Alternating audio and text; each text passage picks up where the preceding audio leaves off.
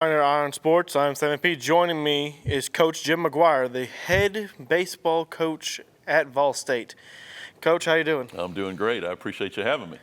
Well, I'm glad you're here. Now, this season has been a journey for the Pioneers baseball team. Last year, y'all had a lot of good moments, and I saw the numbers. Y'all had, I believe it was over 70 home runs last year? We did. We were second in the conference in home runs last year. And if I'm not mistaken, you were in the top 10 in the nation in home runs as well. We were. Our park is suited for home runs. It is, especially as the weather warms up like it has. It is now. a hitter's park. It is. And this season, only having 16, a little bit of a massive step back, but sometimes people say you got to take a step back to go forward. What do you think has been mainly the main issue? I know y'all lost a good amount of players last year that had good bats, whether that be to other programs moving up or they're decide to move on.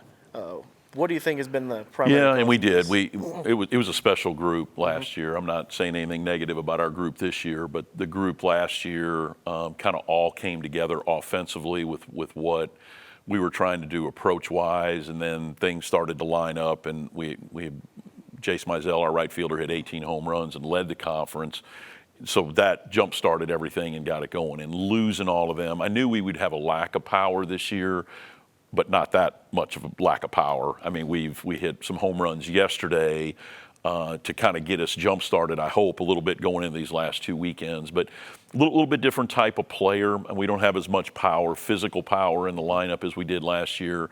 A lot of new players just kind of getting accustomed to playing at this level because it's a jump. People think going to junior college is just like another version of being in high school, but it's not. It's not. It's a college level. It's a bridge between the four-year level and high school. So it is another jump to go. And again, with the transfer portal and all the players that are trickling down, we played a really tough schedule, and I think that's caught up with us a little bit too. But I'm hoping that we can generate a little bit more offensively these last few weeks. And then with the pieces that we'll add next year, I think we can get right back to where we were. Now let's transition over to the the fielding side of everything. Pitching this year has been the main strength of this year's team, top 30 in strikeouts. Who would you say has the best arm in the bullpen? Well, in the bullpen, it's been kind of hit or miss a little bit, but Brett Dowling and Noah Ward have been our two guys that have been kind of the guys that we've turned to in the pen. They've been a little bit inconsistent over the last few weeks. Our two starting pitchers, Caleb Pika, who is our left-handed starter, is our number one guy that's going to Lipscomb University. He's second in the conference in strikeouts and second in the conference in ERA.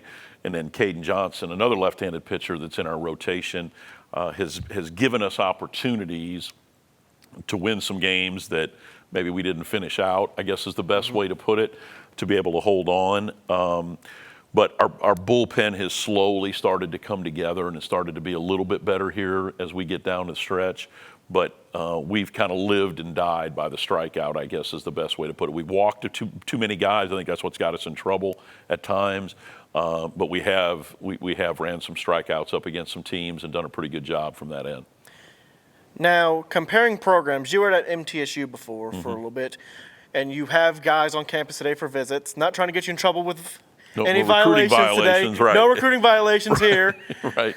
But how would you say the recruiting is different for MTSU versus Vol State? You have, in Division I, I believe they still play in Conference USA for baseball versus in junior college levels. What's the main difference? The biggest difference for me, and especially when you're in recruiting, like talking to the recruits today that we have because you have them a shorter time, the development has to go quicker. So when you're at a Division I school or at a four-year school, you've got a 4 or 5 year period that if you're recruiting a high school player, that you might have them that whole time. So the development process can be a little bit slower. You don't have to have it as quick. Whereas here, when they come in, they've got to be ready to play and get going right away if they're going to try to get to the level that they want to get to. So it is a transition by doing it that way that you have to accelerate things a whole lot faster. Which can be good and be bad. They get on the field quicker, they get more innings, they get more at-bats at this level, but you also have to win. So that's got to go in with it as well. Whereas if it's a 4-year level, when you're starting to recruit them, you can say, hey, your freshman year might be a little bit limited, or you're redshirted, where you don't play for a year and you get bigger, stronger, faster, and then you're ready to help a little bit more the next year. So the recruiting has to be treated a little bit differently. And then when you get them there, then you have to they have to have an understanding, and you have to understanding of what has to be done to get them where they need to go. Speaking of baseball in Tennessee, that looks like there's a group in Nashville that's trying to get a pro team here. Of course, expansion of baseball, in the state is good no matter what level. It'll get more people into it, more people watching it, more people maybe choosing it over basketball and football and soccer now, with soccer growing. What are your thoughts on a pro baseball team coming to Nashville? Yeah, I think it would support it. I think it would be an awesome, awesome thing. I mean, I love the Preds and love the Titans. I think everybody can kind of see. I've been here through all that transition as those teams have come in. One is an expansion team and one is an established team that just relocated.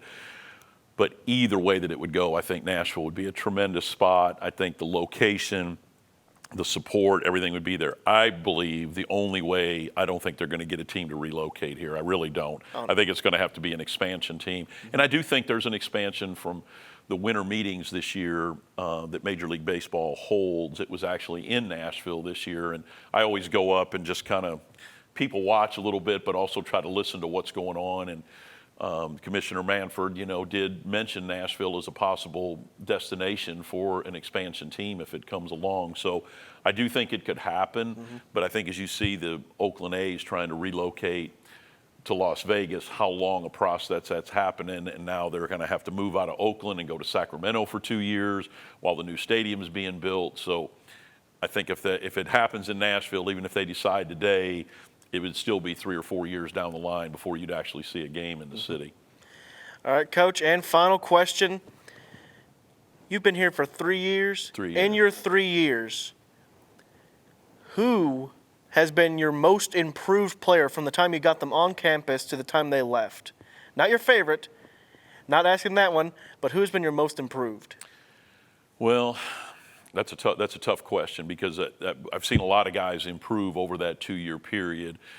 But probably the one that improved the most, and this was a player that was here the first 2 years I was here, was Carter Vrabel, which is Mike Vrabel. Coach Vrabel's son was here, and he actually sat out and wasn't playing for a semester before he came here. So he had been out of baseball for 6 or 8 months before he came in, and the improvement that he made from his freshman year to his sophomore year, really from his freshman fall to his freshman spring, was dramatic, and then improved again over that next year, and then signed a letter of intent to go to Tennessee Tech, to go to a Division I school. It just said a lot about him and his development, and his background in the gene pool, I guess, with his dad and his brother both being NFL guys, would tell you that there's something to that. But right now, I would say Carter Vrabel would probably be that guy. Well, thank you, Coach. As you can see, Vol State baseball, you come here, you get developed, you get to go to the next level, and you have a coach that cares about the surrounding area. I'm Sammy P. Thank you for joining us on Pioneer Eye on Sports. Thank you for watching.